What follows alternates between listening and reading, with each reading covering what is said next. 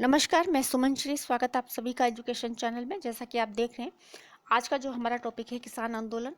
किसान आंदोलन के बारे में हमने महत्वपूर्ण प्रश्न उत्तरों के माध्यम से ये टॉपिक पढ़ेंगे, जानकारी लेंगे। और इससे पहले भी जो किसान आंदोलन से संबंधित वीडियो अपलोड किया था वो आप सभी को पसंद आया। इसके लिए आप सभी का बहुत बहुत धन्यवाद।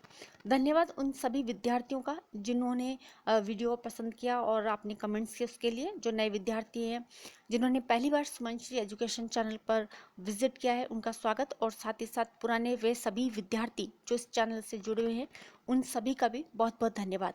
तो आइए हम शुरुआत करते हैं कि जो किसान आंदोलन है उनके बारे में, वो भी महत्वपूर्ण प्रश्नोत्तरों के माध्यम से।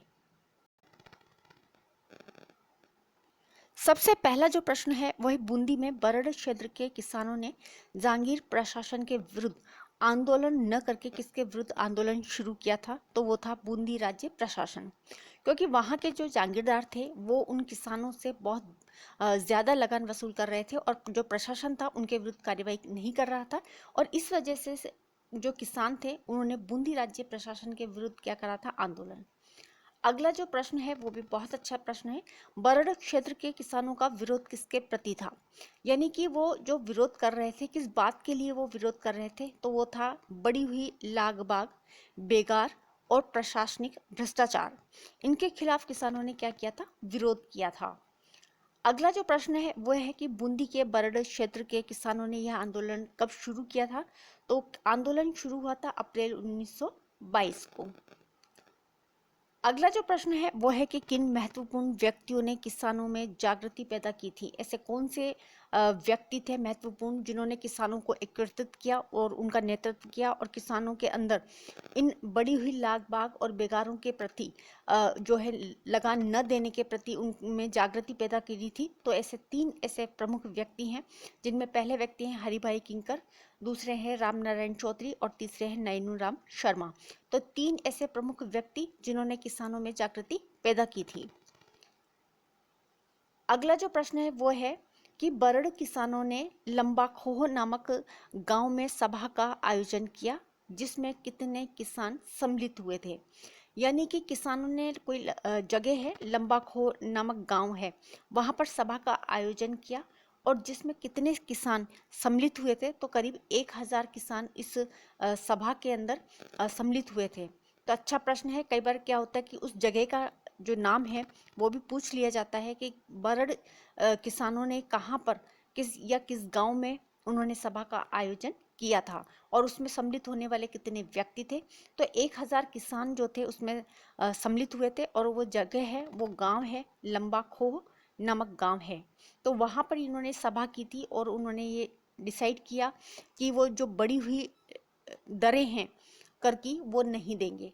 इसी तरह से अगला जो प्रश्न है वो भी अच्छा प्रश्न है कि इस सभा में राजस्थान सेवा संघ के कार्यकर्ता बिजोलिया निवासी जिन्हें राज्य पुलिस ने गिरफ्तार कर लिया था, उनका नाम क्या था?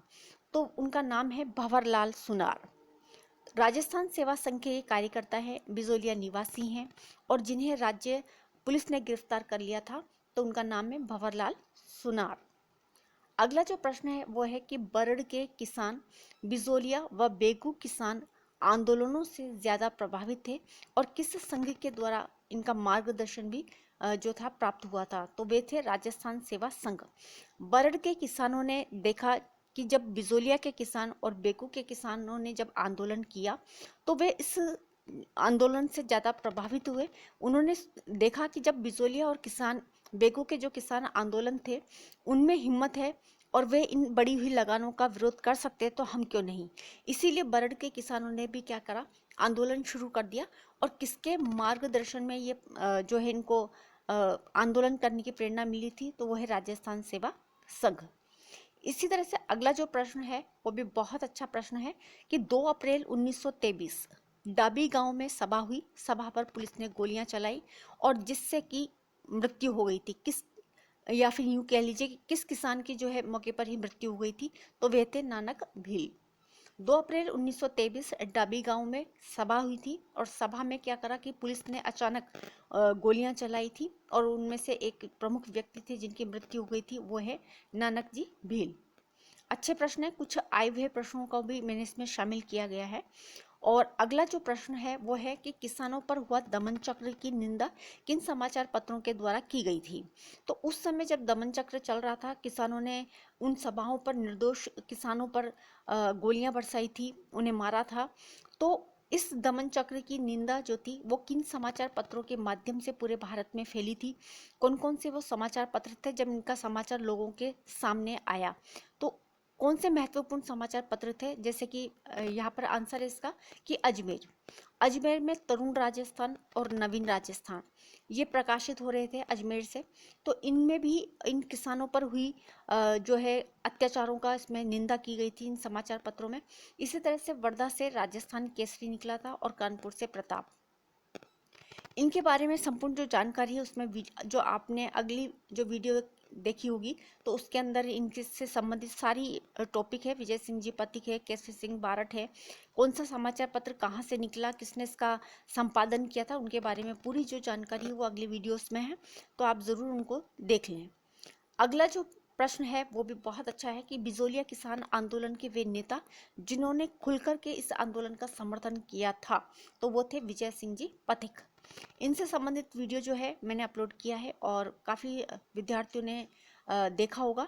तो आशा है कि आपको जो है ये वीडियो ज़रूर पसंद आएगा और आप इसे ज़रूर देखें। इसी तरह से बूंदी में जो बरड़ आंदोलन है उसमें स्त्रियों ने भी बहुत ही महत्वपूर्ण भूमिका निभाई थी। इसी तरह से अगला जो प्रश्न है वो भी अच्छा प्रश्न। 14 नवंबर 1922 को राजस्थान सेवा संघ की हाड़ौती शाखा के किस प्रमुख नेता को गिरफ्तार कर लिया गया था। तो याद रखें, राजस्थान सेवा संघ की हाड़ौती शाखा के प्रमुख नेता हैं, इन्हें गिरफ्तार कर लिया गया था नैनूनाब शर्मा को।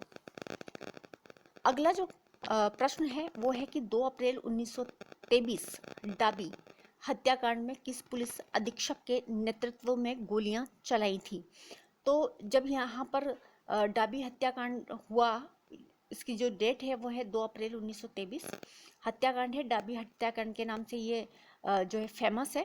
और प्रश्न ये बनता है कि किस पुलिस अधीक्षक के नेतृत्व में गोलियां चलाई गई थी। उनका नाम था इकराम हुसैन, ये व्यक्ति थे और इनके नेतृत्व में ही गोलियां चलाई गई थी। इसी तरह से अगला जो प्रश्न है वो है डाबी हत्याकांड में कौन से नेता शहीद हुए थे। तो 2 ऐसे प्रमुख व्यक्ति हैं, नानकजी भील और एक है देवलाल गुर्जर। ये 2 ऐसे प्रमुख नेता थे जो ये शहीद हुए थे। और जो डाबी हत्याकांड है बहुत फेमस है, 2 अप्रैल 1923, और इसमें अधीक्षक के नेतृत्व में जब गोलियां चलाई थी उनका नाम है इकराम हुसैन। अगला जो प्रश्न है वो भी बहुत अच्छा प्रश्न है कि राजस्थान के स्वतंत्रता सेनानी जिनने नानक भील की याद में गीत अर्जी शीर्षक से लिखा था, ऐसे लिखने वाले जो व्यक्ति हैं वो कौन से थे। तो वो है माणिक्यलाल वर्मा। प्रश्न ये ऐसे भी बन सकता है कि माणिक्यलाल वर्मा ने राजस्थान के स्वतंत्रता सेनानी नानक जी भील की याद में गीत शीर्षक से लिखा, उसका नाम क्या है। उसका नाम है अर्जी। अगला जो प्रश्न है, अब हम चलते हैं भरतपुर किसान आंदोलन की ओर। तो भरतपुर में किसान आंदोलन का नेतृत्व किसने किया था। वो थे भोजी लंबरदार। इन्होंने भरतपुर में किसान आंदोलन का नेतृत्व किया था। अगला जो प्रश्न है वो भी अच्छा प्रश्न। 23 नवंबर 1931 को भोजी लंबरदार के नेतृत्व में कितने किसान भरतपुर में एकत्रित हुए थे। तो 500 किसान जो थे इनके नेतृत्व में एकत्रित हुए थे भरतपुर में 23 नवंबर 1931।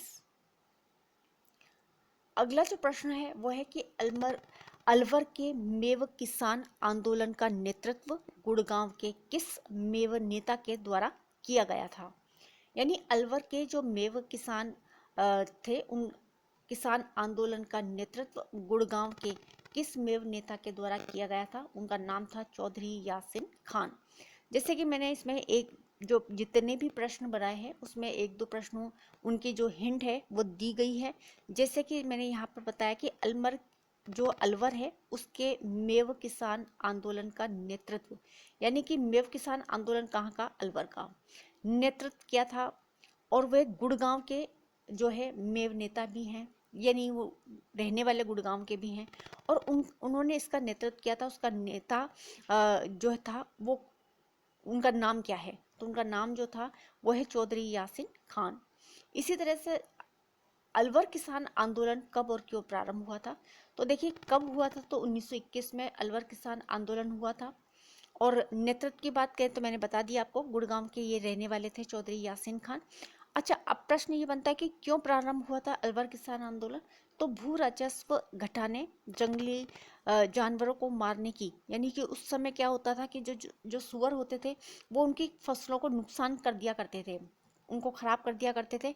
लेकिन जो ये ठिकानेदार और ये थे, जो राज्य सरकार थी, उन्होंने इनको मारने की अनुमति नहीं दी थी। बाद में इन्हें मारने की अनुमति भी दे दी, और इसलिए भी ये आंदोलन हुआ था। दूसरी बात, माफी की जो भूमि थी वो जब्त न करने के कारण इनकी मांग थी। तो इस तरह से ये अलवर के जो किसान थे उन लोगों ने भी क्या कर दिया था, आंदोलन आरंभ कर दिया था। जितने भी किसान आंदोलन हुए उनका कारण सिर्फ लगान की ऊंची दरें ही थी। साथ ही साथ वहाँ के जो थे जमींदार थे, जागीरदार थे, ठाकुर जो हुआ करते थे वो उनसे बेगार लिया करते थे, यानी कि उनसे श्रम जो लिया जाता था वो बहुत ही कड़ा लिया जाता था। मेहनत जब वो करते थे तो मतलब उनको उनकी जो मेहनत का जो पैसा था वो मिल नहीं पाता था। तो इस वजह से जितने भी किसान आंदोलन अगर आप देखेंगे तो उसका जो कारण है वो यही है कि या तो भू राजस्व बहुत ज़्यादा बढ़ाया हुआ है, तरह तरह के कर लिए जा रहे हैं उनसे, तरह तरह की उनसे बेगारी ली जा रही है। तो इस वजह से ये किसान आंदोलन हुए थे। इसी तरह से जो अगला प्रश्न है वो भी बहुत अच्छा प्रश्न है कि 1923-24 में अलवर के किस महाराजा ने लगान की दरों को बढ़ा दिया था? तो इसमें प्रश्न ये भी बन गया कि भाई 1923 और 24 में अलवर के किस महाराजा ने लगान की दरों को बढ़ा दिया था? तो वे थे महाराजा जय सिंह। और इसी वजह से लगान की दरें बढ़ गई। किसान पहले ही इनको नहीं चुका पा रहा था, वर्षा नहीं हो रही थी, कई ऐसे कारण थे जिसकी वजह से इनको बहुत दिक्कत थी। और जो किसान थे उनकी बातों को कोई सुनने वाला नहीं था, उनकी कहीं सुनवाई भी नहीं हो रही थी। तो लास्ट जो हथियार था इनके पास, तो उन्होंने देखा कि हम क्या कर सकते हैं, तो ये था आंदोलन। तो ये आंदोलन ही कर सकते, तो इस तरह से जगह जगह आंदोलन हुए थे। अगला जो प्रश्न है वो है कि 14 मई 1925 को करीब 800 किसान अलवर के किस गांव में एकत्रित हुए थे? तो बहुत ही फेमस गांव है, आपने सुना होगा, और कभी एग्जाम अगर दिए होते इन प्रश्नों को भी आपने पढ़ा होगा। तो वो है नीमूचाना गांव। नीमूचाना गांव में यानी 14 मई 1925 को करीब 800 किसान अलवर के इस गांव में एकत्रित हुए थे। बहुत ही अच्छे प्रश्न, और कुछ आए हुए प्रश्न भी इसमें शामिल हैं। इसी तरह से नीमूचना गांव में एकत्र हुए उस सभा पर सैनिक बलों ने किस कमांडर के नेतृत्व में मशीन गनों से अंधाधुंध फायरिंग की, जिसमें कि सैकड़ों जो किसान थे, सैकड़ों लोग जो थे वो मारे गए थे? उस कमांडर का नाम क्या है? तो उस कमांडर का नाम है छज्जू सिंह। नीमूचना जो हत्याकांड था वो भी बहुत ही फेमस हत्याकांड है। और अगला जो प्रश्न है वो है कि किस समाचार पत्र में नीमूचना हत्याकांड की तुलना जलियांवाला बाग हत्याकांड से की है? तो वो है रियासत नामक कोई समाचार पत्र था उस समय, और इस समाचार पत्र से ही पूरे जो है भारत में ये बात फैली थी कि ऐसा कोई हत्याकांड जो है किसानों का हुआ है। और उस हत्याकांड को जलियांवाला बाग हत्याकांड से के बराबर से भी, मतलब उसकी जो तुलना थी वो की गई है। तो किस समाचार पत्र में? तो रियासत समाचार पत्र में जो है नीमूचना हत्याकांड की तुलना, और उसका जो समाचार था वो इसमें छपा था। और इस नीमूचना हत्याकांड की तुलना किससे की गई थी? तो जलियांवाला बाग हत्याकांड से इसकी तुलना की गई थी। अगला जो प्रश्न है वो भी बहुत अच्छा प्रश्न है कि यंग इंडिया ये पत्र था, और इस कांड को जलियांवाला बाग हत्याकांड से भी विभत्स जो है किसने बताया था, और उससे दोहरी डायरशाही की संज्ञा भी दे दी थी। तो यंग इंडिया जो पत्र था उसके अंदर ये छपा, और कि इस कांड को जलियांवाला बाग हत्याकांड से भी विभत्स बताने वाले उस व्यक्ति का नाम बताना है, और जिसने इसे दोहरी डायरशाही की जो है संज्ञा दी थी, तो वह थे महात्मा गांधी। अच्छा प्रश्न है, कई बार ऐसे प्रश्न भी पूछ लिए जाते हैं कि हत्याकांड की जांच या कोई हत्याकांड होता है उसकी तुलना किससे की गई है, और किस जो है यंग इंडिया जो पत्र था उसमें इसकी जो तुलना की थी, और इस जलियांवाला बाग हत्याकांड से भी ज़्यादा इसे विभत्स बताया था, तो वे बताने वाले थे महात्मा गांधी। अगला जो प्रश्न है वो भी अच्छा प्रश्न है। अलवर रियासत के नीमूचना के किसान रघुनाथ की बेटी जिसने अलवर किसान आंदोलन में भाग लिया था, उनका नाम। तो अलवर रियासत के नीमूचाणा के किसान है कोई रघुनाथ, और उनकी बेटी है जिन्होंने अलवर किसान आंदोलन में भाग लिया था, वो है, उनका नाम जो है वो है सीता देवी। क्योंकि कई बार क्या होता है कि इनसे संबंधित जो प्रश्न है वो इस तरह से भी बन जाते हैं। ऐसे कोई फेमस है, अगर मान लीजिए कोई है, किसान है या आंदोलन करता है, और उनकी उस बेटी ने भी उस आंदोलन में अगर भाग लिया है, तो वो पूछ लिया जाता है कि जो है नीमूचाणा के किसान थे रघुनाथ, उनकी किस बेटी ने इस आंदोलन में भाग लिया था, तो वह है सीता देवी। अगला जो प्रश्न है वो भी बहुत अच्छा, जैसे कि मैंने पहले भी बताया कि कोटेशंस जो होते हैं वो इम्पोर्टेंट होते हैं, और हमें याद रखना चाहिए कि कोई भी कोटेशंस अगर है तो उससे पर हमारा जो फोकस है वो थोड़ा ज़्यादा होना चाहिए। तो इसी तरह से अगला जो प्रश्न है वो भी इतना ही अच्छा है कि यह कथन किसका है कि हम किसी भी हालत में ठिकाने को अधिक लगान नहीं देंगे। तो ये कहने वाली जो महिला थी, ये कौन है, तो वो है सीता देवी। प्रश्न ये बन सकता है कि सीता देवी जो है किस किसान की बेटी है, तो वो है रघुनाथ। और रघुनाथ जो किसान है वो कहाँ के हैं, तो वो अलवर रियासत के नीमूचाणा के किसान हैं, और उनकी बेटी ने ये बात कही थी कि हम किसी भी हालत में ठिकाने को अधिक लगान नहीं देंगे। प्रश्न ये बन सकता है कि सीता देवी किस आंदोलन से जुड़ी थी। देखिए, ऑब्जेक्टिव टाइप प्रश्न होते हैं, लेकिन कई बार मिलान करने वाले प्रश्न अगर हों, तो मान लीजिए 3-4 महिलाएं हैं और उन्हें 3-4 महिलाएं अलग अलग किसान आंदोलन से जुड़ी हुई हैं, और मिलान करने वाले जो प्रश्न बनते हैं वो ऐसे बनते हैं कि निम्न में से आंदोलन में महिला आंदोलन जुड़ी हुई थी, कौन सी महिलाएं किस आंदोलन से जुड़ी हुई हैं। तो यहाँ पे प्रश्न एक ऐसा भी बन सकता है कि सीता देवी किस किसान आंदोलन से जुड़ी थी, तो वो नीमूचाणा है, और इसी से संबंधित जो है प्रश्न है इसी तरह से बनते हैं।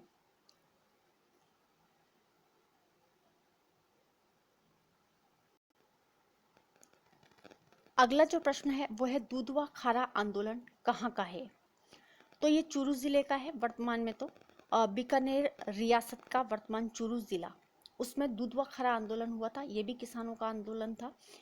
प्रश्न ये बनता है कि दुधवा खारा और कांगड़ा गांव के किसानों ने किसके अत्याचार व शोषण के विरुद्ध आंदोलन किया था, तो जाहिर सी बात है कि जागीरदारों के खिलाफ ही, उनके अत्याचारों के खिलाफ, शोषण के विरुद्ध इन्होंने किसानों ने क्या किया था, आंदोलन किया था। अगला जो प्रश्न है वो भी अच्छा प्रश्न है कि दुधवा खारा आंदोलन में किस या फिर किन प्रमुख व्यक्तियों ने नेतृत्व जो था किसानों को प्रदान किया था, तो वे व्यक्ति कौन कौन से, उनके नाम हैं वैद्य मघाराम, दूसरे हैं रघुवर दयाल गोयल, और तीसरे जो किसान हैं वो है हनुमान सिंह आर्य।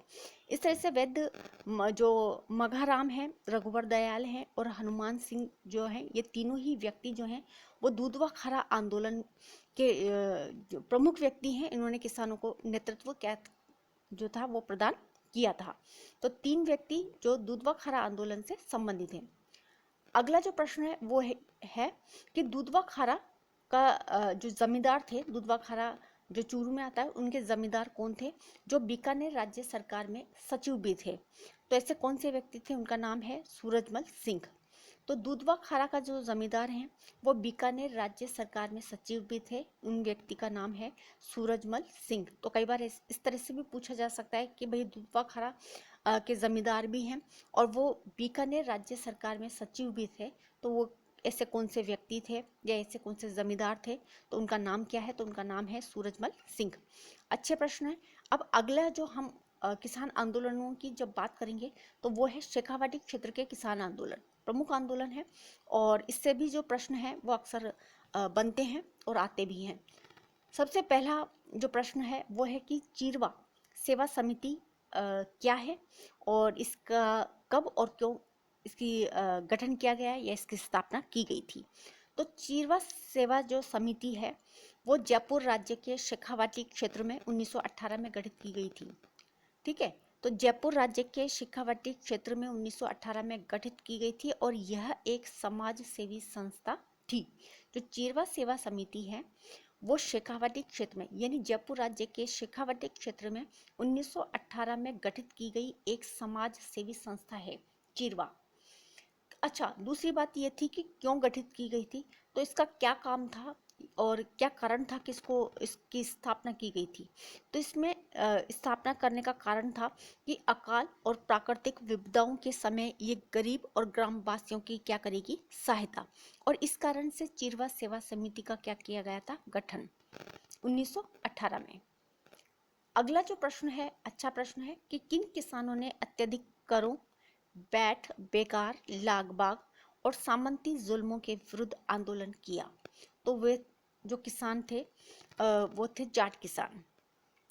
सीकर ठिकाने में किसान आंदोलन शुरू हुआ था 1922 में। तो ये सीकर ठिकाने के किसान आंदोलन की बात हो रही है और ये शुरू हुआ है 1922 में। अगला प्रश्न था कि सीकर के राव राजा ठाकुर कल्याण सिंह के द्वारा 25% से बढ़ा करके कितने प्रतिशत लगान वसूल किए जाने की व्यवस्था की, जिससे कि सीकर में किसानों ने आंदोलन शुरू कर दिया। तो यहाँ पर 2-3 तरह के जो प्रश्न हैं वो मैंने पहले भी बताया कि उनकी हिंट है।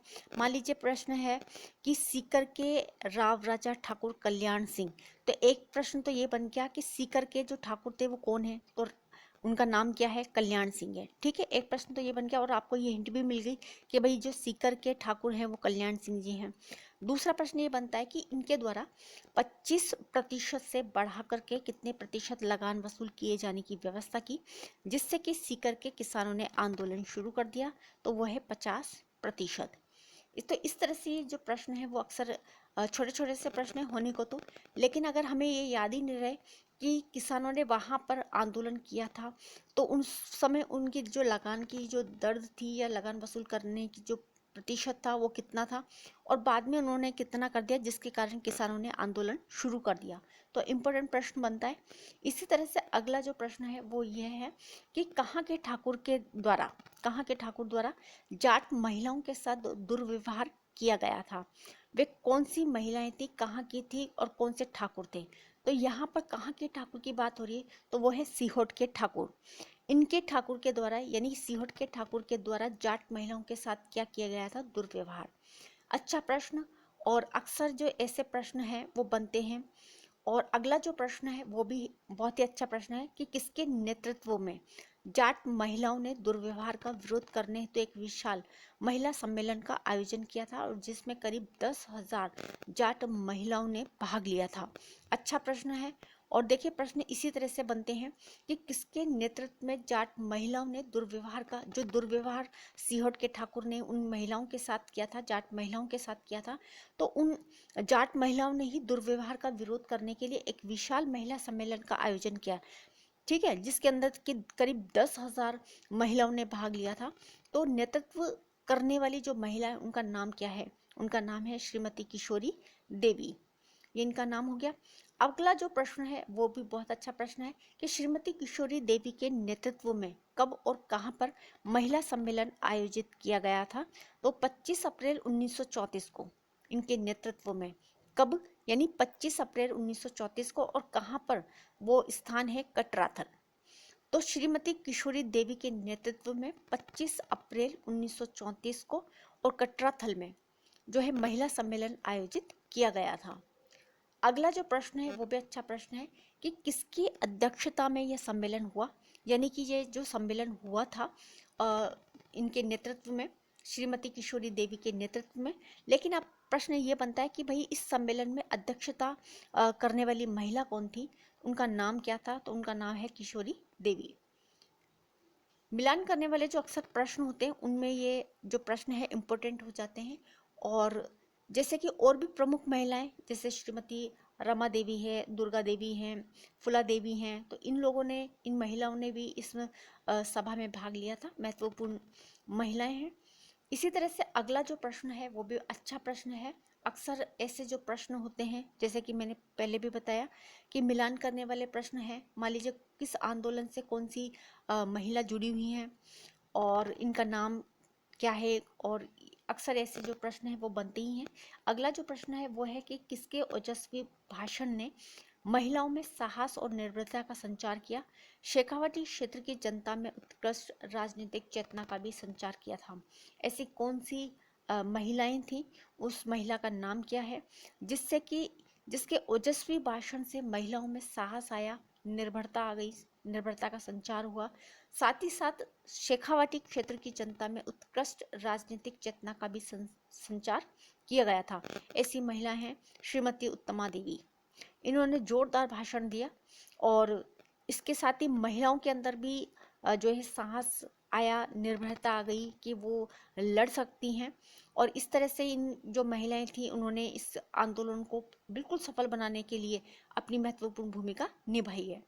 इसी तरह से अगला जो प्रश्न है वो है कि किसने किस समाचार पत्र के द्वारा सीकर के किसानों हेतु प्रभावी वातावरण तैयार किया था और किस समाचार पत्र के द्वारा। तो ये जो सीकर के किसानों का आंदोलन हुआ था और उनका जो समर्थन किया था या उनके लिए प्रभावी वातावरण शुरू किया था वो थे राम नारायण चौधरी। और जो समाचार पत्र था वो था तरुण राजस्थान। तो इससे संबंधित जो प्रश्न हैं वो भी बनते हैं। और तरुण राजस्थान है कहाँ से निकलता है, तो इससे संबंधित पूरी की पूरी जानकारी जो आप देखेंगे, इससे पहले की जो वीडियोस हैं वो अपलोड है, उसमें इनसे संबंधित सारी जानकारी मैंने दी हुई है। तो एक बार आप ज़रूर उनको देखें तो आपको ये समझ में आएगा। तो इसमें जो प्रश्न है वो यही है कि किसने किस समाचार पत्र के द्वारा। तो श्री राम नारायण चौधरी जी ने सीकर के किसानों के लिए एक वातावरण तैयार कर दिया था इन समाचार माध्यम से, समाचार पत्रों के माध्यम से। और समाचार पत्र था तरुण राजस्थान।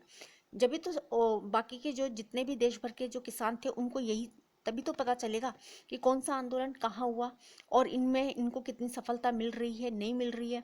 तो इनसे किन अत्याचारों को लेकर के किसानों ने आंदोलन किया, तो और जो जनता थी और जो किसान थे उनमें भी हिम्मत आई। तो इन समाचार पत्रों के माध्यम से जनता को पता चला। इसी तरह से अगला जो प्रश्न है वो ये है कि राम नारायण चौधरी जी का जन्म कब और कहाँ हुआ। 1 अगस्त 1896 को जयपुर रियासत नीमका थाना कस्बे में इनका जन्म है। और इन्होंने जो है अभी जो किसान आंदोलन हुए थे सीकर के, उसमें प्रभावी वातावरण प्रदान किया था। अगला जो प्रश्न है वो यही है कि साहब जो ये राम नारायण चौधरी हैं इनका जन्म कब और कहाँ हुआ। तो यहाँ ही इसी इनके बारे में जो जानकारी है वो हम यहीं ले लेते हैं कि इनका जो जन्म है वो 1 अगस्त 1896 को जयपुर रियासत के नीमका थाना कस्बे में इनका जन्म हुआ है। अगला जो प्रश्न है वो भी बहुत ही इम्पोर्टेंट प्रश्न बनता है कि 20वीं सदी का राजस्थान, इस पुस्तक के लेखक कौन है। तो वो है राम नारायण चौधरी।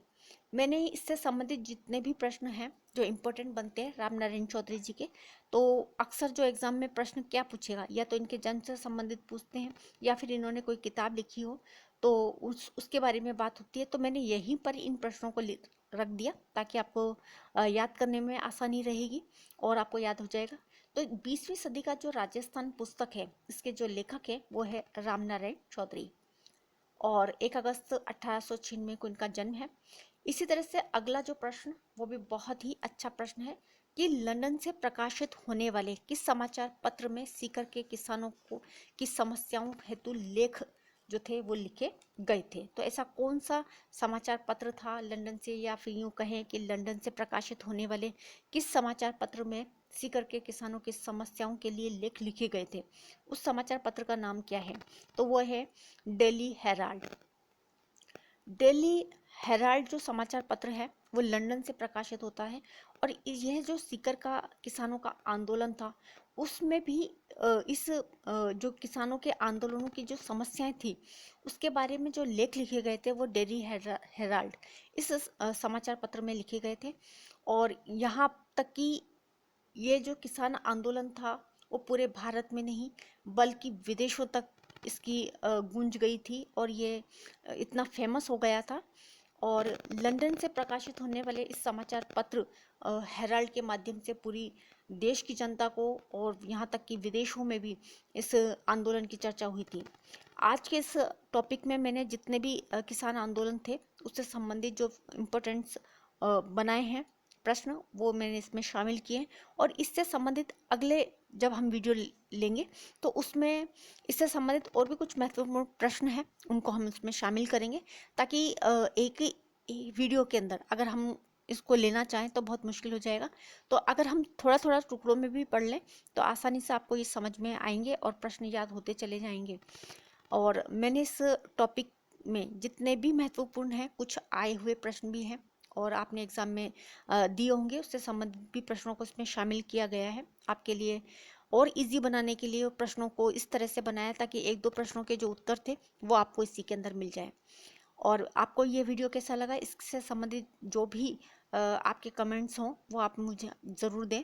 जो भी जानकारी आप देना चाहें आप कमेंट्स के माध्यम से देते रहें।